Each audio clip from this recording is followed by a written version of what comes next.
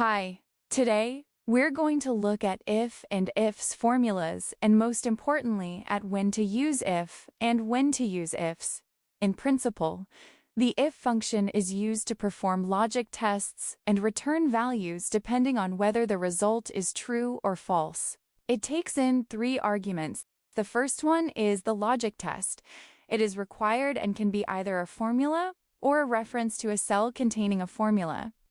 The second argument is the value to be returned if the logic test is true. This argument is optional and can be a cell reference, formula, or a value. The third and final argument is the value to be returned if the logic test is false. Like in previous case, this argument is optional and can be a cell reference, formula, or a value. For today's video, I've prepared a couple of scenarios to help us better understand the if function.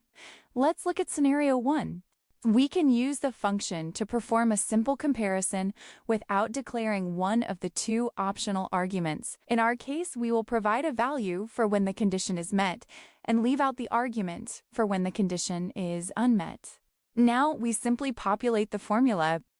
As you can see in this case, the function returns a value only if the selected return condition is met.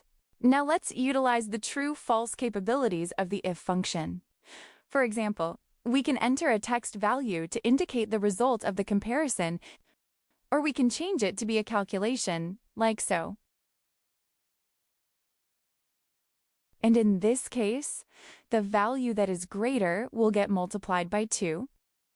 Now we just populate the formula. We can also replace the calculation with a function. In this case, we can use a max function depending on the calculation result.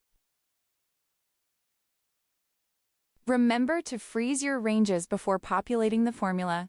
You can do this by clicking on a cell reference and hitting F4 on your keyboard.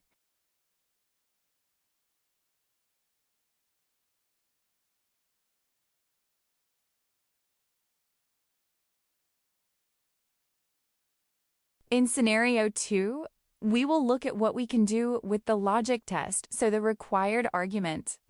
We can use functions to perform logic checks. In this instance, we can find the maximum value from the dataset and indicate which value is the maximum one. As you can see, the result varies depending on whether if the value is the maximum one or not. Another important function we will look at is the ifs function. In principle, the ifs function takes a set of arguments, which are the logic condition, and, if true, returns the value related to that test. If the return value is false, the function moves to the next check. We can test this by setting up an example formula like this. The way to use ifs is to provide a logic check followed by a separator, and then a value you want to display in case this test is true. This way, you can perform multiple checks and assign multiple values for different scenarios in an easy-to-update way. As you can see, when all the logic checks are false, the function returns the not available error. To mitigate this, we can use the if error function and provide a value to be displayed when none of the logic check conditions are met. In general, the ifs function replaces nested if functions one after another. If you have a lot of checks and the checks are a simple comparison, it will be much more efficient to create a table with corresponding values and simply look them up. And that's it. I hope you've learned something new. If you did, please remember to leave a like, subscribe, and see you in the next video.